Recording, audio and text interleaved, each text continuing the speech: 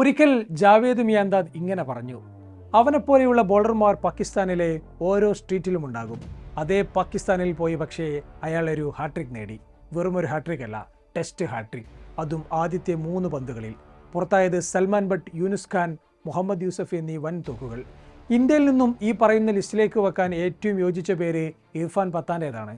India ഒരു നിധി പോലെ ആഘോഷിക്കപ്പെട്ട പേരായിരുന്നു അത്. സ്വിംഗ് ബൗളിംഗ്, ഭേദപ്പെട്ട ബാറ്റിംഗ്, 3 ഫോർമാറ്റ് പ്ലെയർ, 2007 T20 ലോകകപ്പ് ഫൈനലിലെ മാൻ ഓഫ് ദ മാച്ച് പ്രകടനം, 2ാം കപിൽ ദേവ് എന്നിങ്ങനെ ഒരുപാട് വിശേഷണങ്ങൾ കേട്ടയാൾ. പക്ഷേ അയാളുടെ കരിയറും അധികകാലം നീണ്ടില്ല. 2008 അവസാന ടെസ്റ്റ് കളിക്കുമ്പോൾ പ്രായം 24. 2012 അവസാന ടെസ്റ്റും ഏകദിനവും കളിക്കുമ്പോൾ പ്രായം 28 മാത്രം. എന്തുകൊണ്ട് പത്താന് അകാല വാർദ്ധക്യം സംഭവിച്ചു എന്നത് വിവാദങ്ങൾ ക്ഷണിച്ചു വരുത്തുന്ന ചോദ്യമാണ്. അവസാനം കളിച്ച ഏകദിനത്തിൽ മാൻ ഓഫ് ദ മാച്ചായിട്ടും എന്തുകൊണ്ട് പത്താൻ ടീമിന് പുറത്തായി എന്നതിന് ഇനിയും കൃത്യമായ ഉത്തരമില്ല. അതേസമയം തുടക്കകാലത്തെ സ്വിങ്ങും കൺസിസ്റ്റൻസിയും അദ്ദേഹത്തിന് ബൗളിങ്ങിൽ പിന്നീട് ഉണ്ടായിട്ടില്ല എന്നതും നേരാണ്.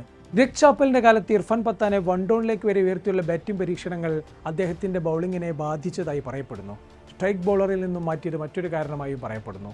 എന്തുതന്നെയായാലും പൂർണ്ണമാകാത്തൊരു കരിയറായിരുന്നു ഇർഫാൻ പത്താൻ്റേത്.